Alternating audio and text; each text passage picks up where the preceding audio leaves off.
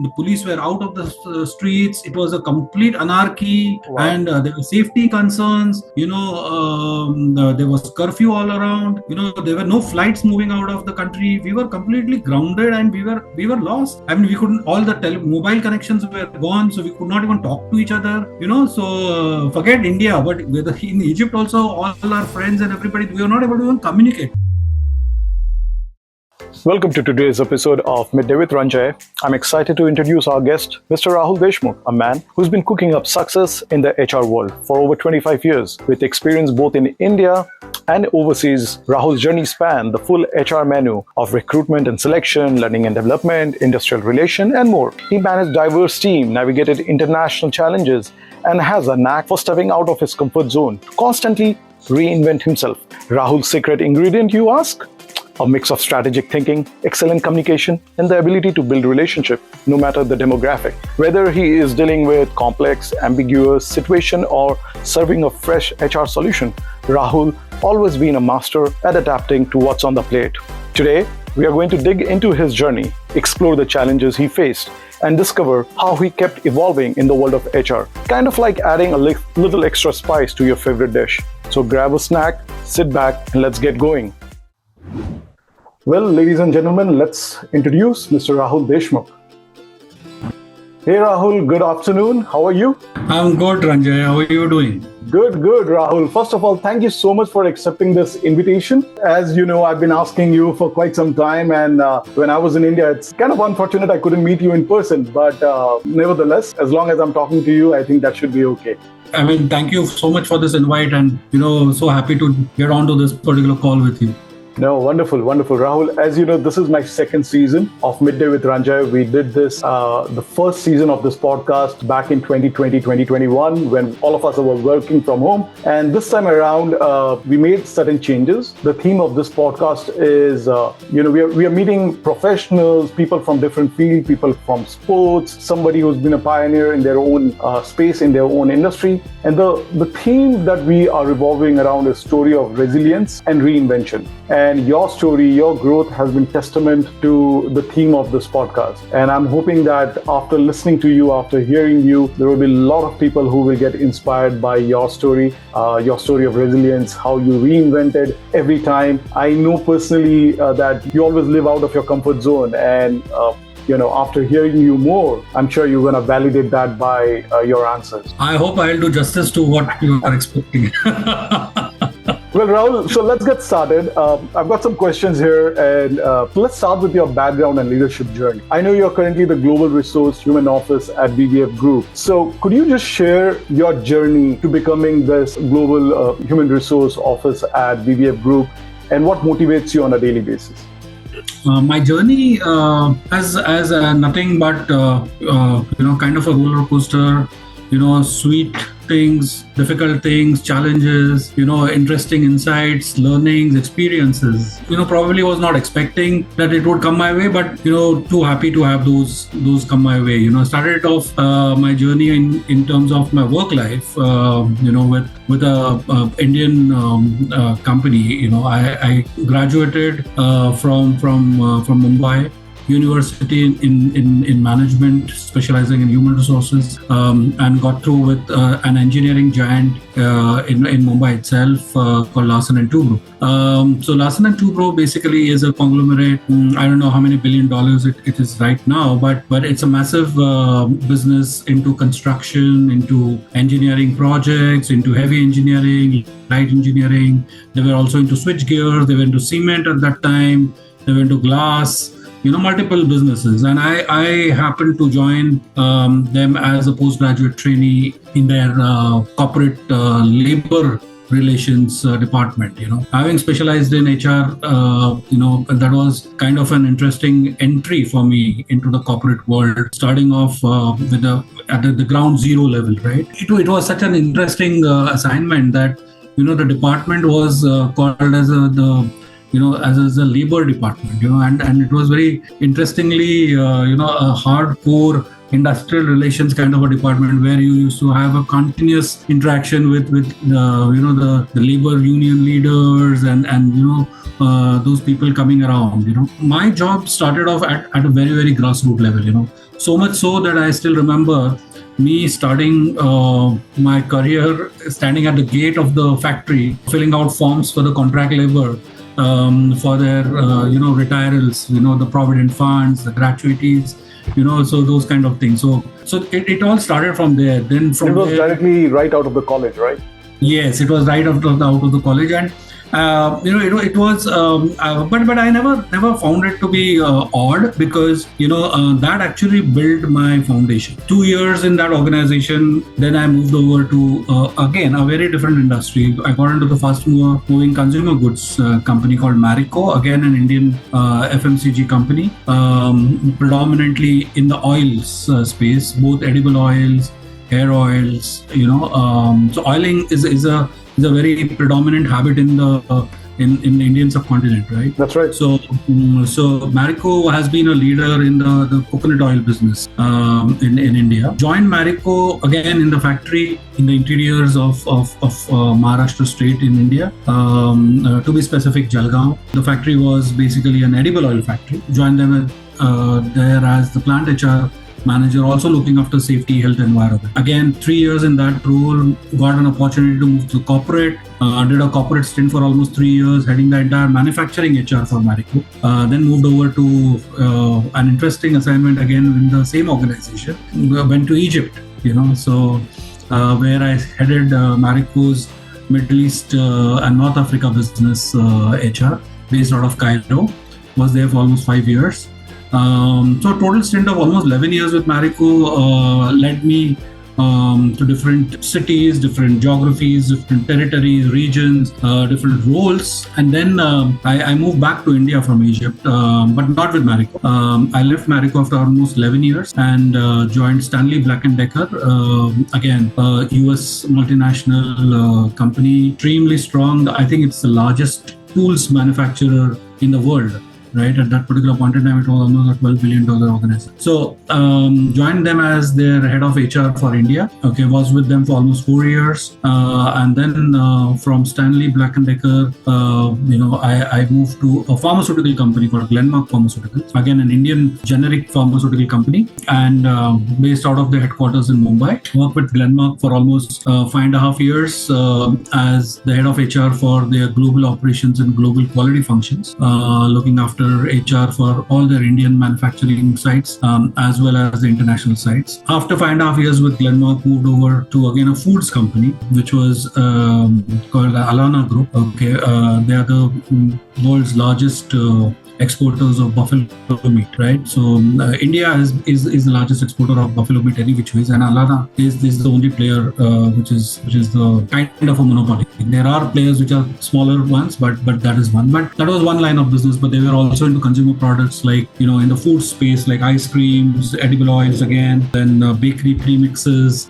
coffee. Largest exporter of coffee out of India. So was with Alana as the group CHRO for almost 3 years, and from there moved over to VVF, where I am currently working as the global human resources officer, based out of the headquarters of VVF in Mumbai. So that has been my journey so far, Ranjay. Yeah, what a journey it's been. I mean, it took you to different 3 continents. So I have a follow-up question, Rahul. Leading across diverse region, dealing with different culture, different sort of ideology, different kind of work ethic across Egypt, Africa, Middle East, United States. What were some of your leadership challenges? Interesting one. So what the biggest challenge I would say when you are moving across diverse regions, especially in my case, from India, I moved over to the Middle East in Egypt, where I was handling the entire Middle East region. While Egypt was my base, but also looking after different countries in the Middle East and the North Africa region. So I used to travel a lot in that belt, right from Saudi Arabia to UAE to Kuwait to Bahrain, and then in Glenmark Denmark, where I was looking after the international manufacturing sites, which were in the US, was in Argentina, in Brazil, in Czech Republic, UK, as well as in India. So the biggest challenge which I see, has been understanding the nuance, of every geography, every region, every.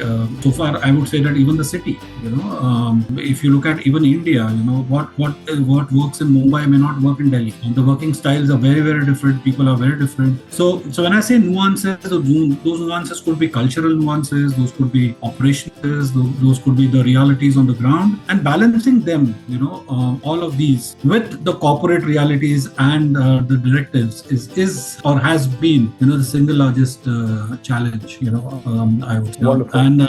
And while this exists, as I said, within India as well, but the global nuances, I would say, are far too mixed. Yeah. And I must say that you navigated it really, really well. I mean, I can imagine moving just from within India, where more than 1,800 languages are spoken, languages and food changes every 100 kilometer or 80 miles, so to say. True. And here you are dealing with people in Africa, in Middle East, in United States. I can say that I have experienced a little bit of that, just moving two different countries. But here you are, and that talks volume about that you always challenge the status quo. You always are ready to explore things outside your comfort zone. So, see, if you look at it, Ranjay, I mean, in my career of 25 years now, I have not worked or I have not repeated a single industry where I've worked. I started off with engineering, then I moved over to FMCG, which was into the personal care. Then I moved over, to a tools company, or consumer durables, so to say. Then I moved over to pharmaceuticals. Then it was foods, and then it is chemical. So if you really look at it, I mean, every time, that itself has given me those experiences, and as I said, I mean, it has been these experiences have been really, a treasure, Oh yeah, I totally believe that. I totally agree. So coming to the theme of this podcast, resilience, right? Which you and I both know that it's so important to have that, especially at a leadership level. So my next question would be, and it's very specific, because there are a lot of people who are struggling with something or the other, and the first thing that comes to my mind would be, why me? But they need to know that everybody goes through that. Everybody goes through those failures or challenges. So can you describe a moment in your career where you faced a major challenge and how you overcame it? Okay, so Ranjay, it's actually a very difficult question. Why, I will tell you, because working in industry for 25 years, you're asking me to tell you one major. I know, and I'm putting you on the spot. Sorry for that.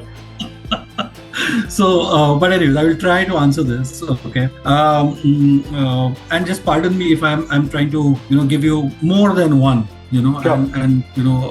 But that would basically give a better summary of what I'm trying to say. So the challenges, if I have to just recollect, one of the biggest challenge which I faced was while in Marico, when I was heading the corporate manufacturing, and we had a factory in a place called Goa in India. We were having typical factory with labor unions, and I was basically in amidst a discussion in terms of the long-term wage settlement with the union, and suddenly we got a strike notice. So I mean, that was unexpected, uncalled for. We never thought that something like that would happen. Never ever it had happened in the Marico history. But it was like we were discussing across the table, and it just went into that particular direction, that they served a strike notice that from tomorrow morning 7 o'clock we are going on. Now that was it was a boulder coming to me. Now how do you do that? From tomorrow, one of your major factories is going to shut down. There's no fact. Nothing is going to happen from that particular plant. And for Marico, it was a critical one because we had invested significant amount of money in that particular. So that happened, and then from there on, how we went ahead in terms of managing this particular challenge thrown at us was significant, right? We basically we quickly moved, took charge. We moved a lot of our our white collar staff members into the plant, overnight, to run the machines, because it was an automated plant. So to that extent, we could manage it. We shifted out all the how much ever raw material, packaging materials we could out of the factory to our other factory in south of India, and we managed that particular situation. Got into the discussions with the government much machinery, so to ensure that there is no loss of property. They don't. I mean, the union or the labor don't have any effects on the factory property. So all those actions were happening in a day's time, in less than 24 hours. So if you really look at it, that is something which was critical. The strike went on for 6 months, but with absolutely zero loss to product. Okay, Impressive. And that is something which I really feel proud about. That the way that we managed this entire situation, was phenomenal. I mean, we could manage it very well, and we could move this entire thing out, to our other plants. And how many years was it? How many years of experience did you have that time? I would have been 2 + 3, 5, 6 years. So relatively young. So did you think in your mind that why me? I just started my career, or did you see it as an opportunity to shine and learn? What was your first? I'm trying to get into your mindset now. What was your belief at that? Honestly, I didn't have a choice. Okay, That's a good answer. Yeah. Okay, but that was a very spur of the moment answer. But I would tell you, I have always taken up roles and these associated challenges that come with this role. Okay, as experience. That is something which is extremely important. As a professional, the moment you start taking whatever is coming your way as an experience, okay, that is when you start enjoying it. And you start contributing to it. Very often I have seen that many people have got a lot of expectations. Okay, from many things, right? Yep. So they walk into a particular role, their expectation starts before even the role starts. That is something which I have never gotten. If you really look at it, I have been given or I have been informed, say maybe a day or two before, that you have to move, and I have done that. Wow. To that extent, okay, I would appreciate that my family supported me very well. Okay, my wife supported me, my daughter. But the thing is that this is extremely important. If you start taking it as an experience, and even in this particular case, I took it up as an experience. I said that, look, I have never done this before. This is coming my way. Let me give my best, 200%. Yeah. Okay. And then we will see whether the results will come or not. To that extent, I would also give credit to my organization. Marico, experimentation and empowerment is phenomenal in that one. Wonderful. Well, I mean, that's quite something. I mean, it's not everybody's cup of tea to pack your bag and go to Egypt overnight. Or for that matter. Yeah, I'll tell you, even this Egypt thing, I was a part of the due diligence team for acquisitions in Egypt. We did one acquisition in Egypt, okay, and we had an opportunity to do one more. So we did that. So there were 2 back-to-back acquisitions, and suddenly the operation side, which we were earlier envisaging, just doubled, okay, and then the role of an head of HR for that country became imperative. And then the obvious choice was that since I was a part of the due diligence team, I knew that operation, I knew everything in and out of there, why not you? Right. And if you really look at it, Egypt at that particular point in time, or even now, you've got a lot of language barriers, there are multiple issues, but I just took it up, and I mean it was discussed in somewhere around January, and by March I was there with family. Great, Rahul. I mean, I know you personally, and I think a person like you can do that. As I said, it's not everybody's cup of tea, but this is so inspiring to know that. Coming to the next topic, which is reinvention and adaptation. You started your career almost 25, 26 years back, still the time pre-social media. Internet was still in the nascent stage, I would say. Now, my question to you would be, as industries and the market evolve, Rahul, have you personally took a conscious decision to be up with the game, to reinvent yourself? And you did, and how? Okay, so see, look, reinvention is a must. Or in your leadership style, for that matter. Sorry, but because you're dealing with now the generation X and the new generation, the generation Beta is also taking birth nowadays. But what I'm trying to tell you is dealing with different people. See, I'll tell you what, Ranjay.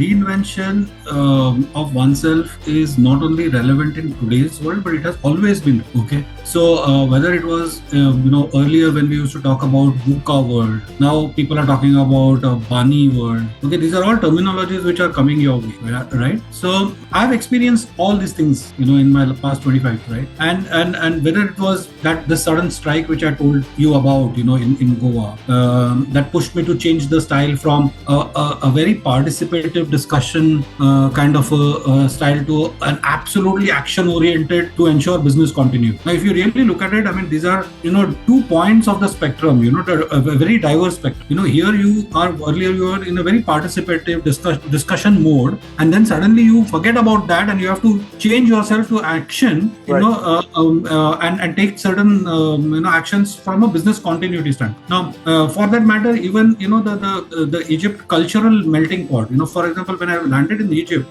there were 3 sets of people. We had the Indian expats whom we had transferred from India. Then there was the second set of all the acquired entities, the workforce of the acquired companies, so to say. And then the third set was the people whom we were hiring local from all the national, right? Yeah. So people coming in from Unilevers, P&Gs of the world, right? So if you really look at it, all these 3 were in one melting pot, I would say, and we were trying to evolve a culture out of that particular operation, right? Then I was in Egypt for almost 4.5 years, 4 years? Yeah, 4.5 years. And I actually went through that entire Arab Spring, which happened there, right? So that was an experience in itself. I mean, what else, reinvention is all about. Yeah, we were there and suddenly this entire regime change happened, and, the police were out of the streets. It was a complete anarchy, and there were safety concerns, there was curfew all around, there were no flights moving out of the country. We were completely grounded and we were lost. I mean, we couldn't, all the mobile connections were gone, so we could not even talk to each other,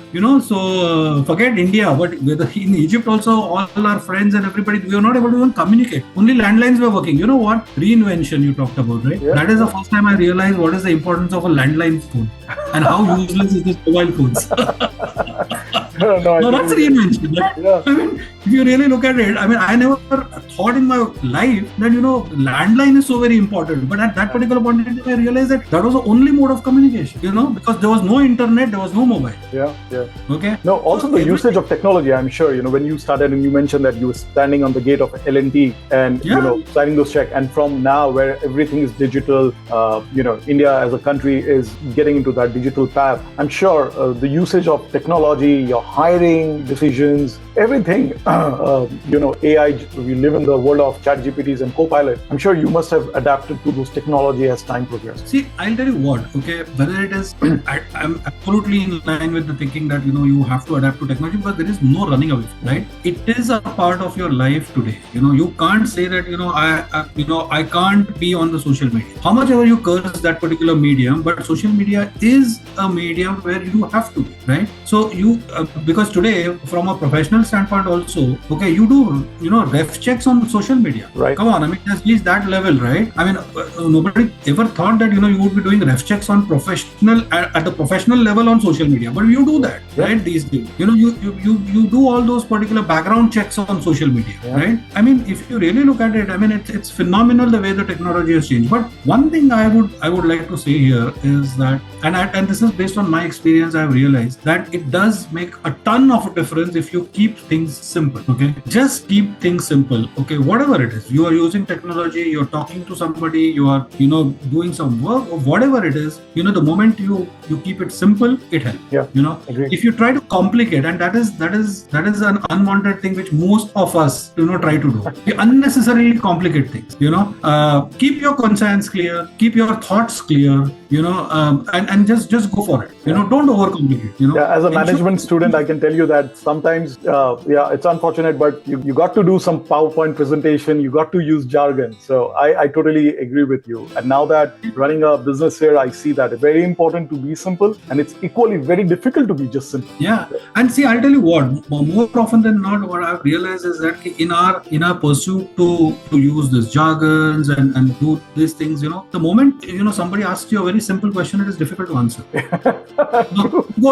You go round and round the circles, but you're not coming to the point, So if you ensure the solutions being implemented are simple, are sustainable, are technology driven, and can continue with or without you, you're home, you have done your job. True. All right, Rahul, I think we are almost on the verge end of in the last segment of our podcast. I'll stress a little more on your global experience and global cultural insight. Obviously, working in Egypt, Middle East, Africa shaped your approach and leadership style. But now that you've been in India for the past almost 10 years or so, how those experience has changed your leadership style in a country where you're born and raised and started work? So you're saying that, my working in different geographies vis-a-vis India, is that what you're asking? So the learning from those, geographies, and now whatever that you learned, what has changed? Say, assuming if I take away that stint from your career, the international experience, obviously your leadership style would have been different, right? But given that you've seen the world, you've seen different culture, now, what are those one or two things that you think as a person, as a leadership style has changed? Nothing has changed, honestly. Okay. But I'll tell you one thing, which is crucial, or which has kept it on, and that is, hello, can you hear me? Yeah, I can hear you. Yeah, and that is the word adaptability. Okay. So my working experiences in various geographies was nothing short of being outstanding. Most important for every professional is to consider, these stints. As I said, experience, right? Most often than not, I have seen people taking up such opportunities with a huge bunch of, expectations, which actually destroys this entire experience factor. I would say, and honestly, one needs to understand the cultural nuances, as I said, of the place. For example, Egypt. I love that place, but if you really ask me, commitments, never existed. So, they were generally fluid, with commitment. But that's the culture of the place, right? Now, if you go to a place and you say that, boss, come on. I'm coming from a country or from an experience that commitments have to be, done with. You cannot say that, that you have committed for some work to be happening at so and so time, and it's not happening, right? But that is the nuance. That is the nuance of the place, right? Please accept it. We need to understand that and plan contingencies. I think you hit the nail here, because adaptability is the most difficult thing and the most crucial thing, because now that, I'm leading a team, leading a company here, I have people from different culture, different ways of principles and values, and you can't treat them equally, or you can't have your own decision making. Okay, all I do is I say, this is something that worked for me, try it out, or else I'll come and meet you where you are, rather than pull you where I am. And 12 people, 14 member, 20 member, I have to keep changing my leadership style to deal with them. So I totally understand what you're saying, and I'm learning actually. No, and that happens, and unfortunately, I see that is one thing. As professionals, if you are able to master this, skill of being adaptable, you basically, can do wonders to your careers. True. Because otherwise, there's it's not any rocket science. You just one, you enjoy what you're doing. Okay, take it up as an experience. Keep it simple. Okay, keep it sustainable. And be adaptive. So that's how I would say. The kind of mantra. So now talking about your leadership lessons, there are so many people who would be listening to this, Rahul. There could be young professionals, they could be somewhere in that midlife crisis, if I may use that word. What to do? Somebody like me who wants to work or create something of your own. If there's one piece of advice that you would give an aspiring leader who are navigating their own journey of resilience and reinvention, what would that one piece of advice? Okay, I'm not somebody who can really give advices, to be honest. Okay, but I can very You've been just humble here. I've got your advice many a time. Come on. I would, but basis my working working career so far, and the things which I have learned from my seniors, my professionals, my colleagues, I would say that a few things, not just one. Sure. Just be in the present. That's what the most important. Be in the present. Don't get bogged down by what happened in the past and what will happen in the future. Okay, so just be in the present. Learn from whatever is happening around. With every single thing which is happening around you is a learning in it, right? Soak in the nuances which are there, right? Don't over expect. Okay, and I've repeatedly said, don't over expect. Keep it simple, and I would just top it with the icing, which is that just be human. There is learning. We are all human beings. We are bound to make mistakes. We are bound to feel happy. We are bound to feel sad, angry. These are all emotions which will come out.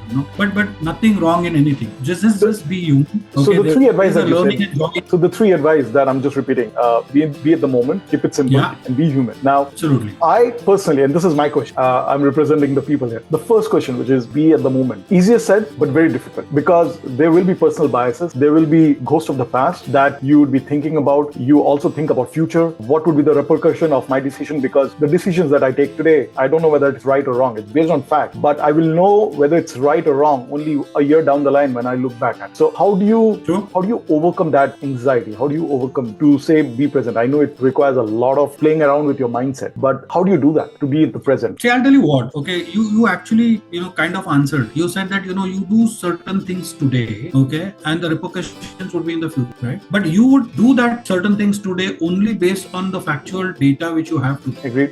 You cannot for a minute plan, or you can say that okay, look, this is going to happen in the future. You cannot predict the future. So do your homework. When I'm saying be in the present, meaning not that just forget about everything. What I'm saying is that when you are in the present, use everything which is around you at that particular moment, okay, to live life. And when I'm saying live life, that's a very broad term, right? So whether it is your work life, whether it is your personal life, whether if for example if you're playing something, if you're playing a sport, be in the present, enjoy that particular moment, okay, feel happy about it, right? Without thinking that if I play more tomorrow, something will happen and my arms will pain and my legs will pain, my body will pain, something like that, right? So let me place only to a limit, right? Okay. Yeah. If you're enjoying that moment, be there, okay, enjoy that moment. If you want, if by playing 4 hours, okay, you are enjoying more, do that. Probably you might be perfectly fit for tomorrow, who knows. So but if you keep thinking about it, or if you think that no, sometime back 5 years back I did the same thing and I fell ill or I fell sick, the next day I was like totally gone, then it's not going to help you. That's what I was saying. No, I totally agree. I mean, that's why I said that's a question that I'm asking you, because I see my kid, my 5-year-old and 2-year-old, they got hurt the other day in the park. They go and play that swing again. If I was there in their place, I would like, nahi, yesterday I got hurt here. I'm not gonna do that. So I learn a lot of things from them, that they are enjoying the moment. They enjoy the present. Correct. And even in our professional life, I think we need to really look at the problems in hand rather than thinking what happened last time and what's gonna happen in the future. So thank you so much for that beautiful advice, Rahul. Now let's do some fun part. Let's do some quick rapid fire questions. Rahul, the rule is very simple. Don't think too much, right? You're an authentic guy. Whatever that comes to your mind. When you said rapid fire, I thought that I am a slow and steady guy. No, let's only on the questions, Rahul. Only on the questions. I don't have a gift hamper to give you, but yeah, whenever I think I'm there in Mumbai next month, we'll do a cheap meal with you. Enjoy some vada pav there. All right, are you ready? Yeah, absolutely. Go ahead. Question number 1, Rahul. What's your go-to interview question? Go-to interview question. The first one is like, it's a very common thing. Okay, introduce yourself to. Okay. Describe your job, and we are talking about technology and text messages nowadays. Describe your job in one emoji. In one emoji. Yeah. Do you use emoji? Yeah. we do all the while, but I'm just now thinking that what emoji should I say? Should I say that? Yeah. Somebody asked me this question. I had that emoji with the $sign.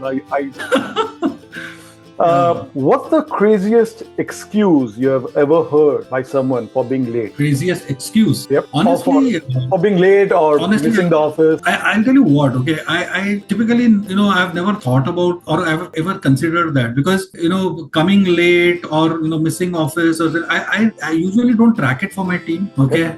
And that is again something which I know it's a rapid fire, but I'm just trying to no. Please go ahead. But that is something which is early in my career I learned, and that was again Marico. Thanks to Marico. Marico never had any time in, time out kind of a thing. Number 1. Okay. Number 2, it never had any leave balances. Okay. So it was not that you will have only 10 days in a year and 15 days of sick leave and 20 days of privileged leave or something like that. So it was very, very clear that it was called as a contingency leave and there was no balances. So you can take 5 days also, you can take 50 days also. Okay. Because if it is a contingency, okay, then you have to take leave. Align your boss and go. Okay, that's it. Okay, so with that background, I have always empowered my. I never asked somebody that why did you come late. I mean, people can come in at any time, come and walk out at any time. If they come and tell me that, look, Rahul, I would like to leave early today.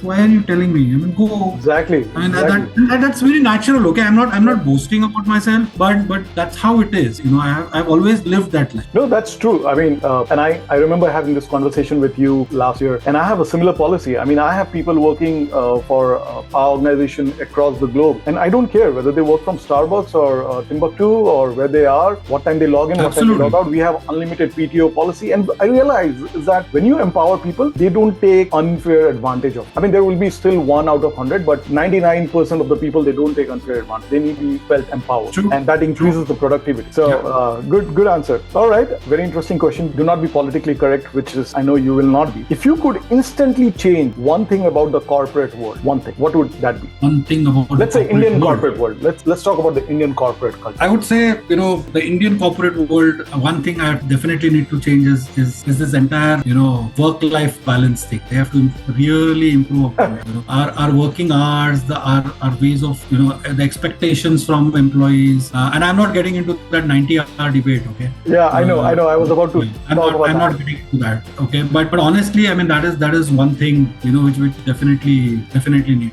It's still at a very nascent stage. What's one secret talent of yours that no one at work knows about? And I'm sure your colleagues, your people in your ex-company, they're watching this. What's your secret talent that nobody knows? Any Kishore Kumar, Mohammed Rafi hidden? No, it's a very interesting one. So I've got I have a knack for being a barman. So I can make great cocktails, and alcohol is one subject which I really love. We can have a separate podcast about that. I never tried that more and more and experiment with. Yeah, maybe I have to meet you for dinner rather than doing lunches. So yeah, we can explore a little more about that. If you could teleport to one vacation spot right now, where would you go? See, it depends, because I'm an avid traveler. Okay, but if you ask me right at this particular moment, if where do you like to go, I would like to go to one of those Scandinavian countries, maybe Finland. Okay, you've just been there, right, recently? Not really. I went to Norway, but Finland I had been almost around 8 years. All right. Yeah, you can time it properly to see the Northern Lights. That'll be great. Yes. Yeah. Wonderful. And the last question, this has to be quick. What's the first word that comes to your mind when I say the word human resource? Employee advocates. Employee advocates. Oh, that's interesting. That's very interesting. Well, Rahul, that was my podcast. I'm so thankful that you choose to participate in that. And I'm sure a lot of people will get inspired listening to your story. They will know that they are just not alone in their journey. There have been people who have been through tough time, and just like you, what you did when there was a strike in Goa, look those kind of opportunity. Don't run away from them, because that will teach you experiences and it will also make you shine. So thank you so much, Rahul, for doing this. Again, as I started this podcast, that you've been a testament for the topic, which is resilience and reinvention. And I have nothing to say but good luck in your endeavors and keep reinventing. Thank you so much, Ranjay. Thank you. Wonderful. Thank you, Rahul. What an inspiring conversation with Mr. Rahul Deshmukh. His journey of resilience, reinvention, and continuous learning in the face of challenges is a true testament to the power of determination. To all our listeners, if you found this episode valuable, do not forget to subscribe to Midday with Ranjay so you never miss an inspiring story like this. And if you know someone who could benefit from hearing Rahul's journey or any other stories we share, please pass this episode. Let's spread the knowledge and inspiration. Until next time, keep learning, keep growing, stay resilient. I'm Ranjay, and this was Midday with Ranjay.